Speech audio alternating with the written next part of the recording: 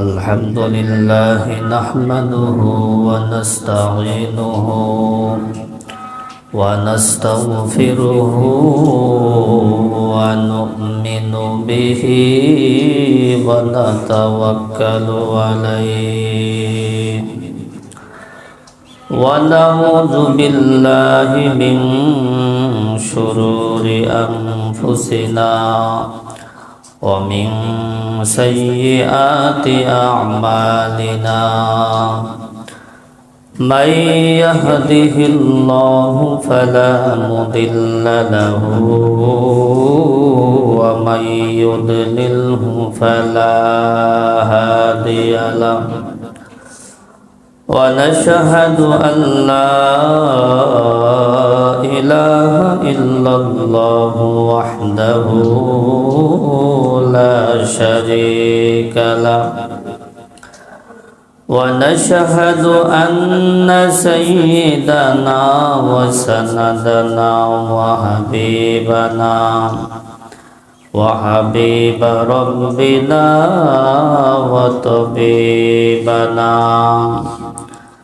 وطبيب قلوبنا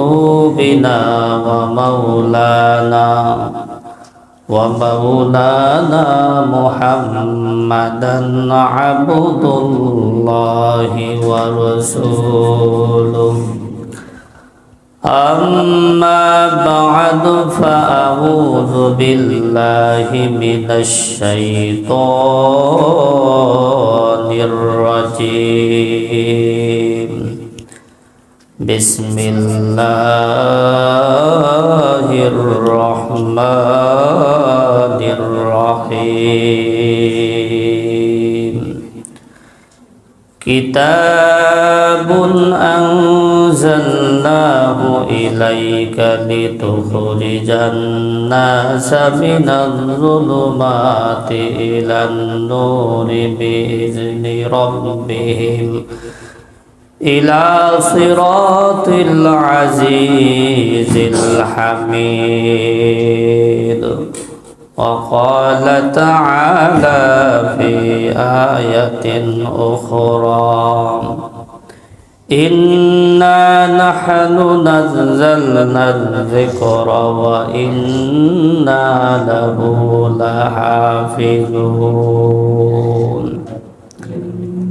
खाली है तेरा दामन दिल इश्क नबी से खाली है तेरा दामन दिल इश्क नबी से पत्थर है दिल जिसमें ना हो आए मदीना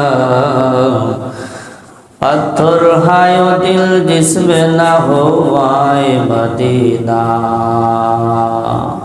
क्या खूब गुलिस्तान मोहम्मद है जहाँ में क्या खूब गुलिस्तान मोहम्मद है जहाँ में यारान नबी सारे है गुलहाए मदीना यारान नबी सारे है गुलहाए मदीना सीनों से लगा लो के मैं आँखों में छुपा लो सीनों से लगा लो के मैं आँखों में छुपा लो गर ख्वाब की दुनिया में नजर आए मदीना गर ख्वाब की दुनिया में नजर आए मदीना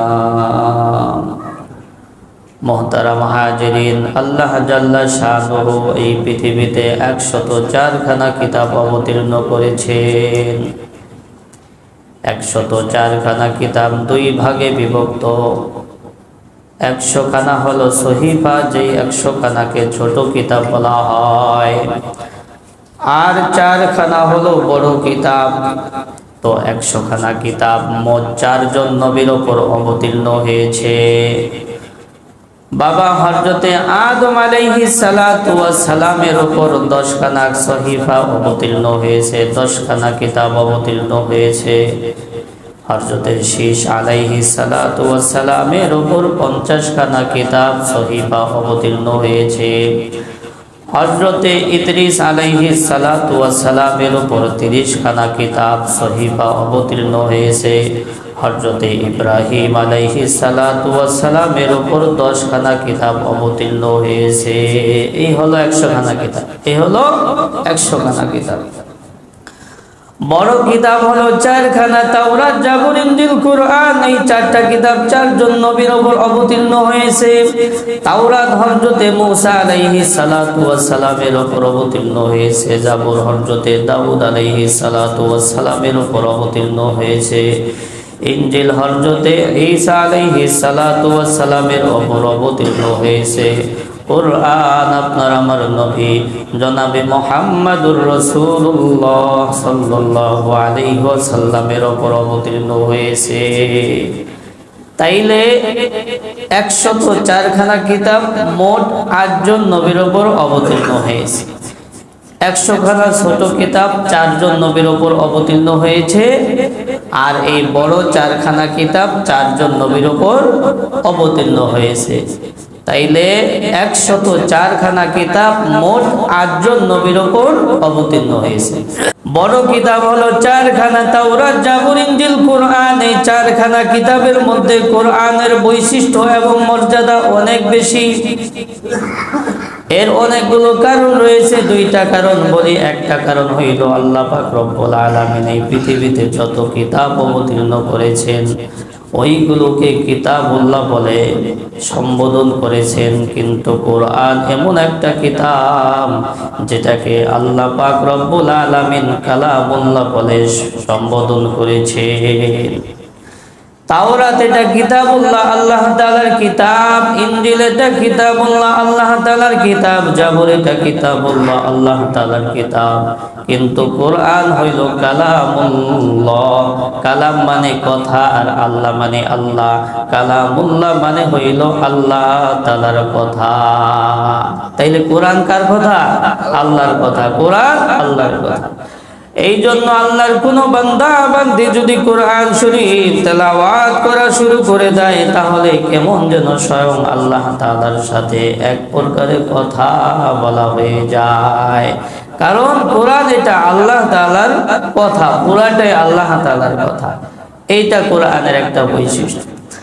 কোরআনের আরেকটা বৈশিষ্ট্য হলো আল্লাহ পাক রব্বুল আলামিন এই পৃথিবীতে যত কিতাব অবতীর্ণ করেছেন ওই কিতাবগুলো আল্লাহ পাক রব্বুল আলামিন একসাথে বই আকারে বাইন্ডিং করে একসাথে অবতীর্ণ করে দিয়েছে। তাওরাত হযরতে মূসা আলাইহিস সালাতু ওয়াস সালামকে তুর পর্বতে ডেকে নিয়ে একসাথে দেয়া দিয়েছে। জাবুর হযরতে দাউদ আলাইহিস সালাতু ওয়াস সালামকে একসাথে দিয়ে দিয়েছে।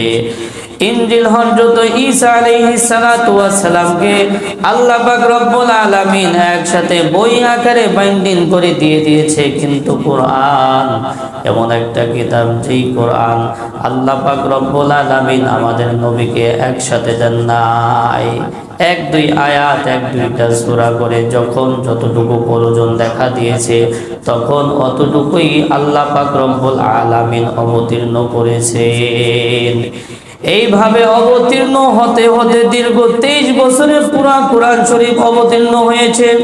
এই জন্য নবীর উপর যখনই কোনো আয়াত অবতীর্ণ হয় জিবরাইল আলাইহিস সালাতু ওয়াস সালাম যখন কোরআনের একটা আয়াত নিয়ে আসে, 2টা আয়াত নিয়ে আসে, একটা সূরা নিয়ে আসে, নবী আমার বারবার পড়ে। কারণ নবীর ভিতরে ভয় হয়। আগের জমানায় আল্লাহ পাক রব্বুল আলামিন কিতাবগুলো একসাথে বই আকারে বাইন্ডিং করে দিয়েছে, যার কোনো অংশ হারিয়ে যাওয়ার সম্ভাবনা নাই। কিন্তু আল্লাহ পাক রব্বুল আলামিন কোরআন আমাকে এর ব্যতিক্রম দিতেছে। এই জন্য আমি বারবার করে যদি মুখস্থ করে না নেই আর একটা আয়াত যদি আমি ভুলে যাই তাহলে আমার উম্মত একটা আয়াত থেকে মাহরুম হয়ে যাবে। এই ভয়টা নবীর ভিতরে কাজ করতেছিল। তো যখন নবীর উপর যখন একটা আয়াত জিবরাইল আলাইহিস সালাতু ওয়াস সালাম নিয়ে আসেন, নবী আলাইহিস সালাতু ওয়াস সালাম ওই আয়াতটা বারবার পড়েন। আল্লাহ পাক রব্বুল আলামিন বলেন, লা তুহাররিক বিহি লিসানাকা লিতা'জালা বিহি ইন্না আলাইনা জামআহু ওয়া কুরআনা। হে নবী, আপনার এই কোরআনকে মুখস্থ করার জন্য আপনার জিহ্বাকে বারবার নাড়ানোর কোনো প্রয়োজন নাই। এই কোরআন আমি আপনার কলবের মধ্যে বসায় দিব, আপনি ভুলবেন না। নবী উপর কোরআন আল্লাহ পাক রব্বুল আলামিন অবতীর্ণ করতেছেন। তো নবীর ভয় হয় যে এই একটা দুইটা আয়াত আসতেছে, একটা দুইটা সূরা আসতেছে, যদি আমি ভালো করে মুখস্থ করে না নেই তাহলে আমি একটা আয়াত যদি ভুলে যাই আমার উম্মত একটা আয়াত থেকে মাহরুম হয়ে যাবে।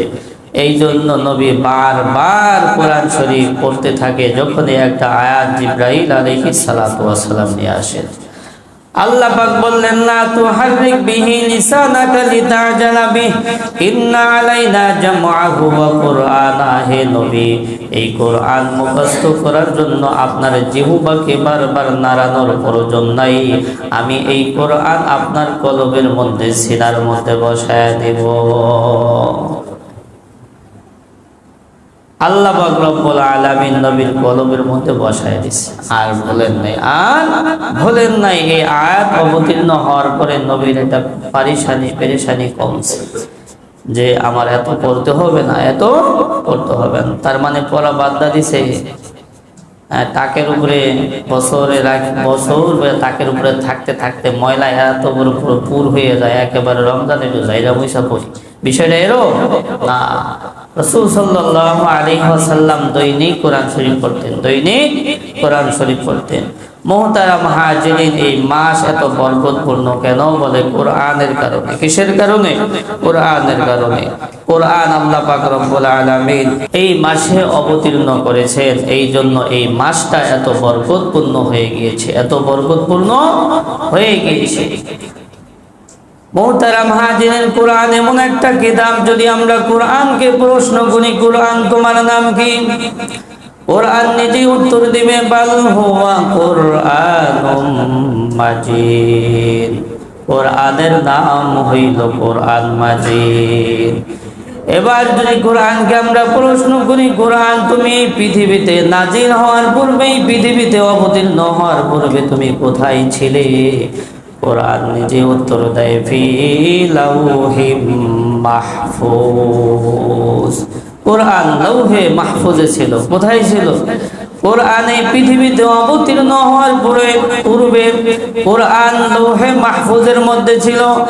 এবার যদি আমরা কোরআনকে প্রশ্ন করি, কোরআন তুমি কার উপর অবতীর্ণ হয়েছো? কোরআন নিজে উত্তর দেয়, নুজিলা আলা মুহাম্মদ সাল্লাল্লাহু আলাইহি ওয়াসাল্লামের উপর কোরআন অবতীর্ণ হয়েছে। কোরআনকে যদি আপনি প্রশ্ন করেন, কোরআন তুমি কার পক্ষ থেকে এসেছো? কোরআন নিজে উত্তর দেয়, ওয়া ইন্নাহু লাতানজিলু রাব্বিল আলামিন। কোরআন রব্বুল আলামিনের পক্ষ থেকে এসেছে।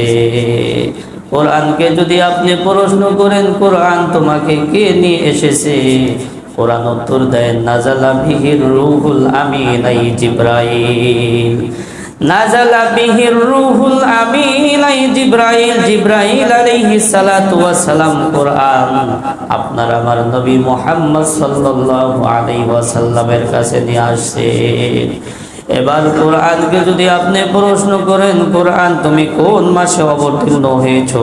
কোরআন নিজে উত্তর দেয়, শাহরুর রমাদানাল্লাযী উনজিলা ফীহিল কুরআন। কোরআন রমজান মাসে অবতীর্ণ হয়েছে, এই জন্য রমজান মাসটা এত দামি। এবার যদি কোরআনকে আপনি প্রশ্ন করেন, কোরআন তুমি কোন রাত্রে অবতীর্ণ হয়েছো? কোরআন উত্তর দেয়, ইন্না আনজালনাহু ফী লাইলাতিল কদর। কোরআন উত্তর দেয়, আমি লাইলাতুল কদরে অবতীর্ণ হয়েছি।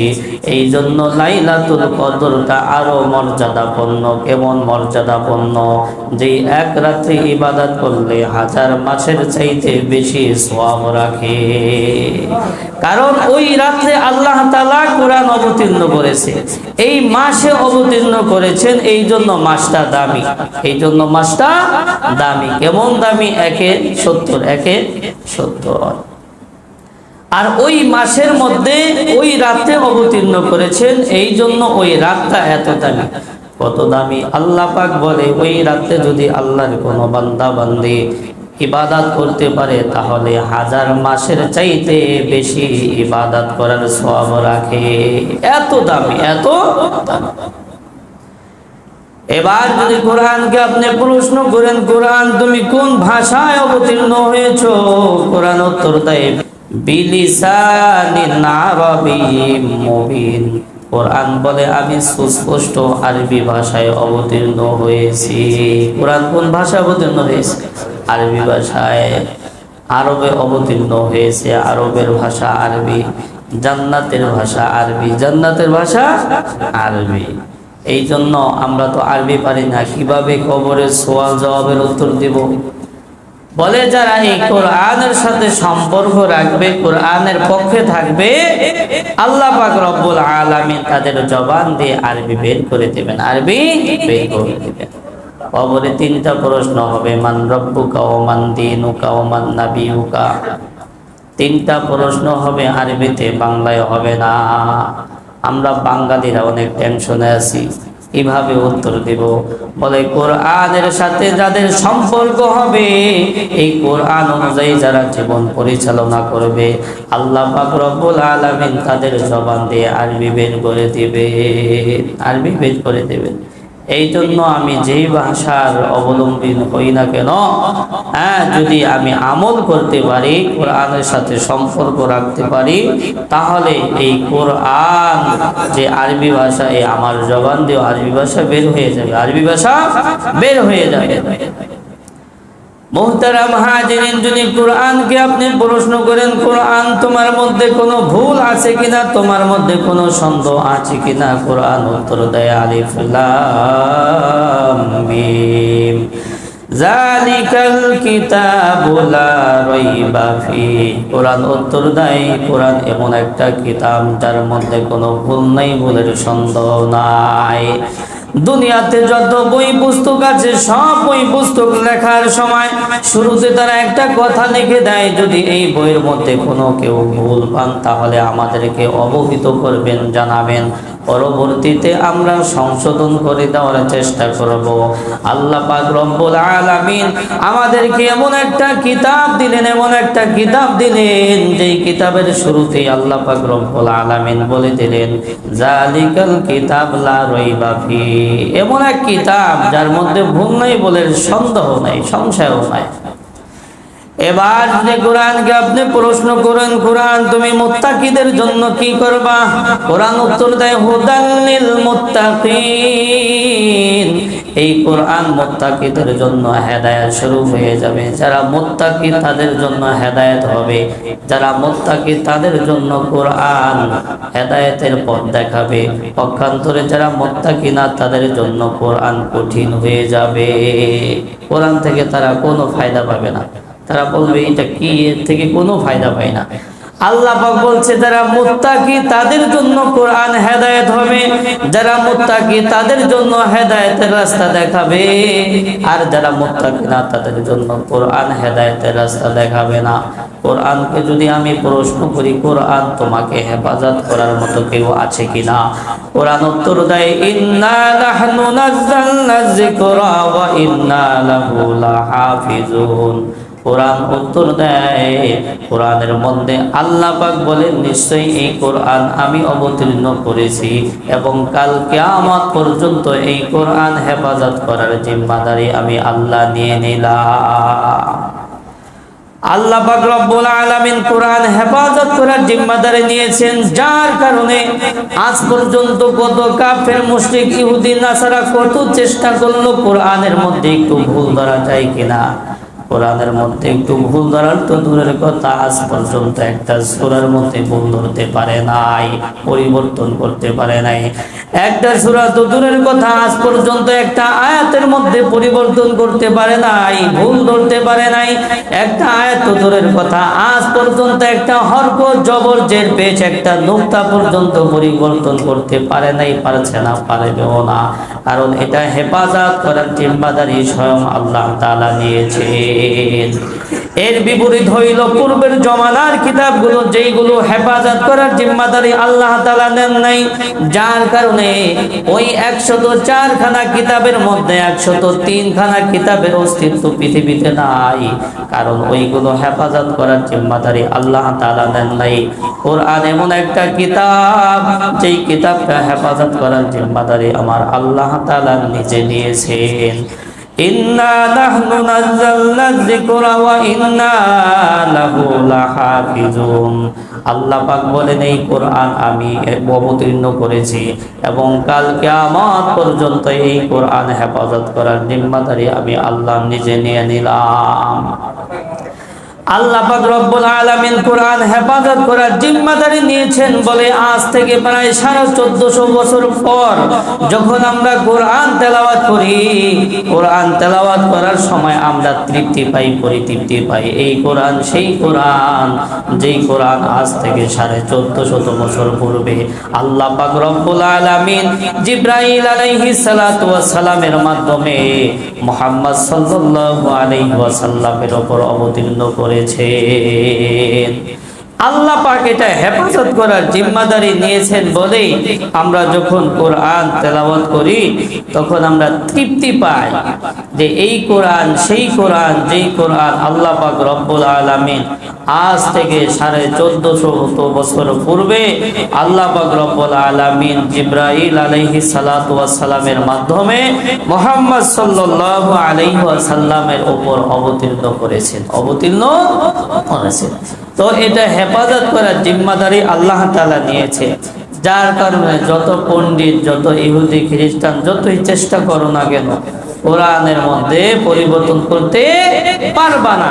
যারাই কোরআনকে নিয়ে রিসার্চ করছে, পরিবর্তন করার চেষ্টা করছে, আল্লাহ পাক রব্বুল আলামিন তাদের এই হেদায়েতের পথে পথিক বানায়া দিছে, হেদায়েতের পথে পথিক বানায়া দিছে। যারা গবেষণা করে কোরআন নিয়ে তারাই হেদায়েত পেয়ে যায়, তারাই হেদায়েত পেয়ে যায়। যারা ভুল ধরতে চেষ্টা করে, মেহনত করে কোরআন নিয়ে, এক পর্যায়ে আল্লাহ পাক রব্বুল আলামিন তাদেরকে হেদায়েত দিয়ে দেয়, তাদেরকে হেদায়েত দিয়ে দেন। কারণ কোরআন এমন একটা কিতাব, এই কোরআন নিয়ে কেউ চিন্তা করলে, গবেষণা করলে সে ভালো পথ পেয়ে যাবে, ভালো পথ পেয়ে যাবে। মোহতারাম হাজিরিন, যদি কোরআনকে আমি প্রশ্ন করি কোরআন তোমাকে হেফাজত করার মতো কেউ আছে কিনা, কোরআন উত্তর দেয়, ইন্না নাহনু নাযালনা যিকরা ওয়া ইন্না লাহু লাহাফিজুন। আল্লাহ পাক বলে, এই কোরআন আমি অবতীর্ণ করেছি এবং কাল কিয়ামত পর্যন্ত এই কোরআন হেফাজত করার জিম্মাদারি আমি আল্লাহ তাআলা নিয়ে নিলাম। কোরআনকে যদি আপনি প্রশ্ন করেন, কোরআন তুমি কেন অবতীর্ণ হয়েছো, কোরআন উত্তর দেয়, আলিফ লাম রা কিতাবুন আনজালনাহু ইলাইকা লিতুখরিজান নাসা মিনাজ যুলুমাতি ইলান নূরি বিইজনি রাব্বিহিম ইলা সিরাতিল আজিজিল হামিদ। আল্লাহ পাক বলে, কোরআন হলো এমন একটা কিতাব, যেই কিতাব আমি নবীর কাছে অবতীর্ণ করেছি। কেন বলে, লিতুখরিজান নাসা মিনাজ যুলুমাতি ইলান নূরি বিইজনি রাব্বিহিম, বলে আল্লাহর নবী তাদের প্রতিপালকের আদেশে, অনুমতিতে মানুষদিগকে অন্ধকার থেকে বের করে আলোর দিকে নিয়ে যাবেন। তাইলে কোরআন কেন অবতীর্ণ হয়েছে? বলে কোরআন এই জন্য অবতীর্ণ হয়েছে যে কোরআনের মাধ্যমে নবী মানুষদিগকে অন্ধকার থেকে বের করে আলোর দিকে নিয়ে যাবেন, আলোর দিকে নিয়ে যাবেন। নিছেন কিনা? নিছেন। হ্যাঁ, যেই যুগের মানুষ আল্লাহকে চিনত না, আল্লাহকে চিনত না, এমন আল্লাহ ভোলা ছিল যারা নিজের কন্যা সন্তানকে জীবন্ত দাফন করতে দ্বিধাবোধ করতো না। সেই যুগের মানুষগুলো কত সোনালী মানুষ হয়ে গিয়েছিল, সোনালী মানুষ হয়েছিল। আল্লাহ পাক রব্বুল আলামিন যাদের ব্যাপারে আয়াত নাযিল করেছিলেন, রাদিয়াল্লাহু আনহুম ওয়া রাদু আন, সাহাবায়ে কেরাম এমন সোনালী মানুষ হয়ে গিয়েছিল, সোনালী যুগের মানুষ ছিল, যাদের ব্যাপারে আল্লাহ পাক বলেন, তাদের উপর আমি সন্তুষ্ট হয়ে গিয়েছি এবং তারাও আমার উপর সন্তুষ্ট হয়ে গিয়েছে। আল্লাহর হাবিব বলেন, আসহাবি কান নুজুম, আমার এক একজন সাহাবী হলো এক একটা তারকা, এক একটা তারকা। যে তাদেরকে অনুসরণ করবে সে হেদায়েতের পথের প্রতীক হয়ে যাবে। তাইলে আমাদের মডেল হলো সাহাবায়ে কেরাম। আমাদের মডেল হলো কি? সাহাবায়ে কেরাম। আল্লাহর হাবিব, আল্লাহর রাসূলের প্রত্যেকটা সাহাবায়ে কেরাম হলো আমাদের মডেল। তাদেরকে অনুসরণ করতে হবে কিয়ামত পর্যন্ত। কিয়ামত পর্যন্ত তাদেরকে অনুসরণ করলেই সঠিক পথের পথিক আমরা হইতে পারবো। তাদেরকে ব্যতীত অন্য কাউকে অনুসরণ করলে আর আমরা সঠিক পথের উপর থাকবো না, সঠিক পথের উপর থাকবো না। আল্লাহর হাবিব বলেন, যদি তোমরা আমার অনুসরণ করতে চাও তাহলে আমার সুন্নাতগুলোকে আঁকড়ে ধরো, আমার সাহাবায়ে কেরামের সুন্নাতগুলোকে তোমরা আঁকড়ে ধরো, তাহলে তোমরা হেদায়েতের পথের পথিক হয়ে যাবে। আল্লাহর হাবিব ইন্তেকালের পূর্বে বিদায় হজের সময় একটা হাদিস বলেছিলেন। আল্লাহর হাবিব বলে গিয়েছিলেন, তারাকতু ফীকুম আমরাইন লাম তাযিল্লু মা তামাসসাকতুম বিহিমা কিতাবাল্লাহি ওয়া সুন্নাতা রাসূলি।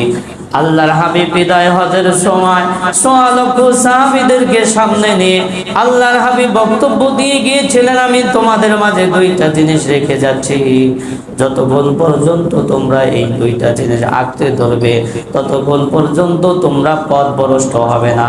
একটা হইল কিতাব আল্লাহ, আল্লাহর কিতাব, আর একটা হইল সুন্নাত রাসূলি, আল্লাহর হাবিবের সুন্নাত। যতক্ষণ পর্যন্ত মানুষ আল্লাহর কিতাবের অনুসরণ করবে, নবীর সুন্নাতের অনুসরণ করবে, ততক্ষণ মানুষ সঠিক পথের পথিক হিসাবে গণ্য হবে। আর যারা কোরআন সুন্নাহর অনুসরণ করবে না তারা সঠিক পথের উপর থাকতে পারবে না। এই জন্য কিয়ামত পর্যন্ত আল্লাহ পাক আমাকে যতদিন হায়াতে জিন্দেগিতে বাঁচায় রাখেন, সব সময় কোরআনকে অনুসরণ করতে হবে, রাসূলকে অনুসরণ করতে হবে, রাসূলের সুন্নাতগুলোকে অনুসরণ করতে হবে। কোনো সময় কোরআনের বিপক্ষে যাওয়া যাবে না, কোরআনের পক্ষে থাকতে হবে, কোরআনের পক্ষে থাকতে হবে। আমার উপর যতই জুলুম করা হোক, যতই নির্যাতন করা হোক, কোরআনের বিপক্ষে যাওয়া যাবে না, কোরআনের বিপক্ষে যাওয়া যাবে না।